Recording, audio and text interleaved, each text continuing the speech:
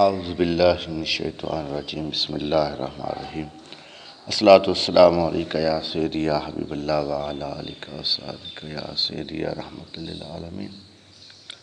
آج ہم حضرت عثمان غنی ذو النورین رضی اللہ تعالیٰ عنہ کی شان کے بارے میں، فضیلت کے بارے میں آپ کو بتائیں گے۔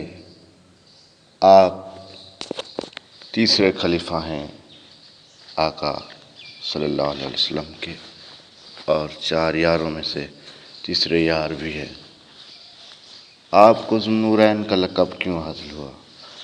آپ کو حضور پاک صلی اللہ علیہ وسلم نے 2 صاحبزادیوں کا نکاح آپ کے ساتھ کروایا، اس لیے آپ ذو النورین کے لقب سے جانے جاتے ہیں۔ آپ کی فضیلت میں سے ایک واقعہ یاد آیا، آپ سے شیئر کرتا ہوں۔ حضور صلی اللہ علیہ وسلم کے پاس ایک سائل آتے ہیں، آپ سے دریافت کرتے ہیں کہ یا رسول اللہ، میں اپنی بیٹی کا نکاح کرنے والا ہوں، میرے پاس کچھ نہیں کہ میں اس کو کچھ دوں، کچھ لے کے دوں۔ آپ مہربانی فرمائیں، میری مدد فرمائیں کہ کچھ درہم و دینار مجھے عطا کریں۔ تو آپ صلی اللہ علیہ وآلہ وسلم نے حضرت عثمان غنی کے پاس اسے بھیجا، جاؤ عثمان غنی کے پاس جاؤ، وہ تمہیں کچھ دے دیں گے۔ تو وہ حضور صلی اللہ علیہ وسلم کی بات سن کر جاتا ہے حضرت عثمان غنی کے پاس، سنتا ہے کہ وہ اپنے غلام سے کچھ تلخ لہجے میں بات کر رہے ہیں کہ سالن میں نمک زیادہ آپ نے ڈال دیا، اگر سالن کم ڈالتے تو اگلے دن نمک یہ کام آ جاتا۔ تو وہ سائل واپس آ جاتا ہے حضور کے دربار میں، یا رسول اللہ، وہ تو مجھے کچھ نہیں دیں گے، وہ اپنے غلام سے باتیں کر رہے ہیں نمک کے بارے میں کہ نمک کتنا ڈال دیا، جو نمک کے بارے میں اتنا اسے کہہ رہے ہیں کہ مجھے کیا دیں گے۔ تو پھر سے رسول اللہ صلی اللہ علیہ وسلم نے اسے کہا کہ جاؤ عثمان کے پاس۔ جاتے ہیں وہ سائل، پھر سے وہ سنتے ہیں کہ آپ تیل کے بارے میں کسی غلام کو کچھ کہہ رہے ہیں کہ تیل کچھ کم ڈالتے تو اگلے دن کے لیے بھی تیل استعمال ہوتا۔ تو پھر سے وہ واپس آ جاتے ہیں حضور صلی اللہ علیہ وسلم کے دربار میں اور کہنے لگتے ہیں کہ یا رسول اللہ، وہ تو کچھ نہیں دیں گے۔ تو پھر سے آپ نے اسے عثمان کے پاس بھیجا، جاؤ عثمان کے پاس جاؤ، وہ تمہیں دے دیں گے۔ تو جاتے ہی حضرت عثمان غنی کے پاس وہ کہنے لگتے ہیں کہ سونیا، میں غریب ہوں، مجھے بیٹی کا نکاح کرنا ہے، میرے لیے کچھ درہم و دینار کی مدد کچھ کر دیں، مجھے بھیجنے والے رسول ہیں، یہ بات ذہن نشین کر لیں۔ تو جیسے ہی سنتے ہیں کہ رسول خدا صلی اللہ علیہ وسلم نے بھیجا اسے، تو اسے وہ اپنے گھر لے جا کر مال والے کمرے میں لے کر جاتے ہیں، جہاں سونا چاندی اور زیورات بہت سارا جمع ہوتا ہے۔ آپ غنی سن، آپ اس علاقے کے مکے میں بہت امیر ترین شخص تھے۔ عثمان غنی تاجر تھے، وپاری تھے، آپ اس زمانے میں امیر تھے۔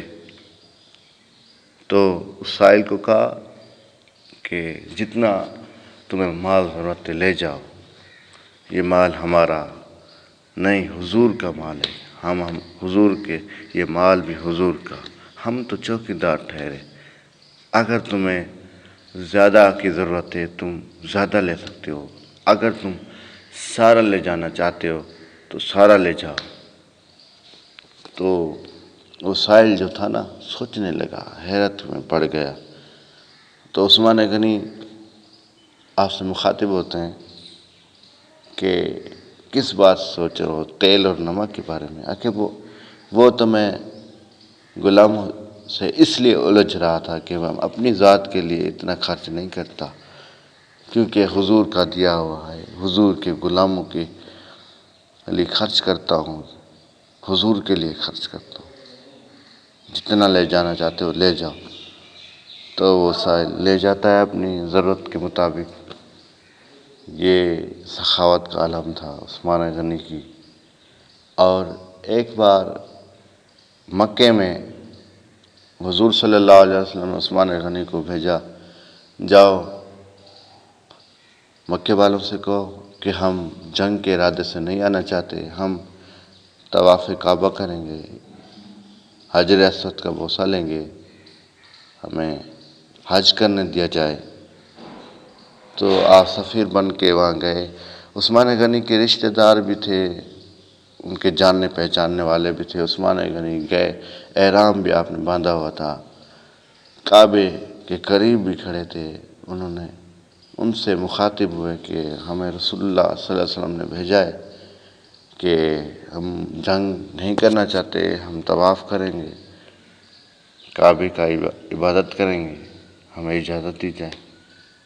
تو انہوں نے کہا کہ عثمان، اگر تم یہاں پر طواف کرنا چاہتا ہے تو کرو، احرام بھی تم نے باندھا ہوا ہے، ہم تمہیں رشتہ داری کے حساب سے تمہیں اجازت دیتے ہیں۔ انہیں اجازت نہیں، حضور صلی اللہ علیہ وسلم کو اجازت نہیں۔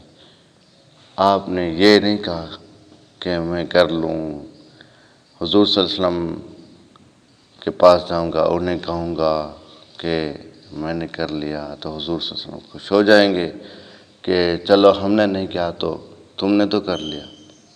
یہ نہیں کیا، اور ہمیں درس دیا کہ کسی بھی عبادت میں اگر حضور نہ ہو کوئی عبادت نہیں۔ تو انہوں نے عثمان غنی نے کہا کہ جب تک حضور نہیں طواف کریں گے عثمان بھی نہیں کرے گا۔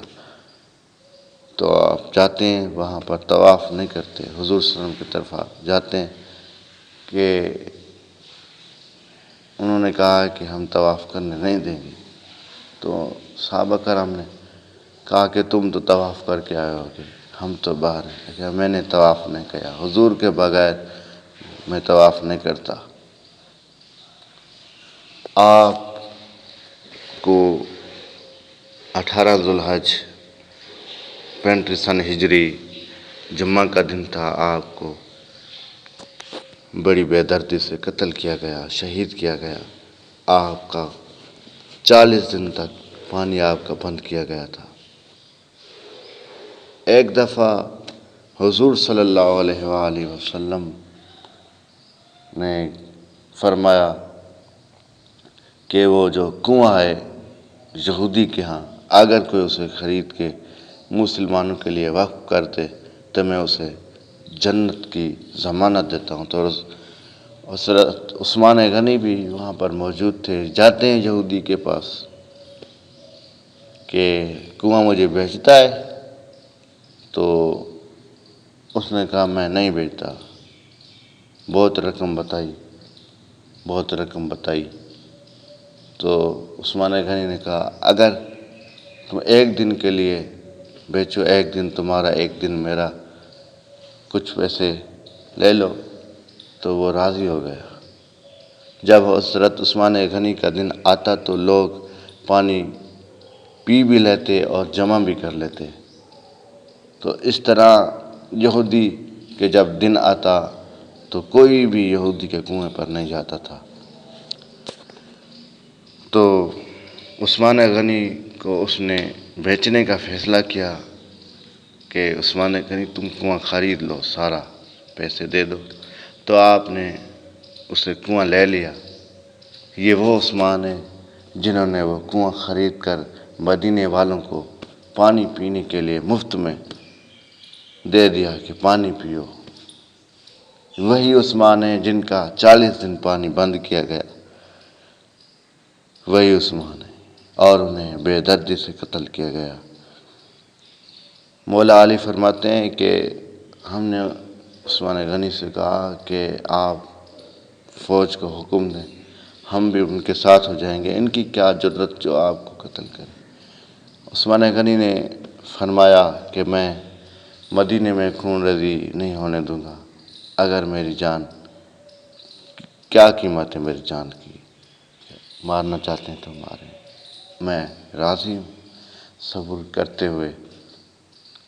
پھر بھی مولا علی مشکل کشا نے اپنے 2 شہزادوں کو کہا کہ جاؤ عثمان کے گھر آگے بیٹھ جاؤ۔ آپ حسنین کریمین ان کے دروازے کے آگے بیٹھے تھے، ان کے دروازے کے پیچھے والے راستے سے وہ آئے، ظالم لوگ حضرت عثمان غنی کو قتل کیا، بے دردی سے قتل کیا، اور آپ نے شہادت نوش فرمائی۔ یہ حضرت عثمان غنی کا واقعہ ہے، آپ کو پسند آیا ہوگا۔ اگر آپ کو پسند آیا تو میرے چینل کو سبسکرائب کریں اور بیل کو دبائیں۔ شکریہ، السلام علیکم۔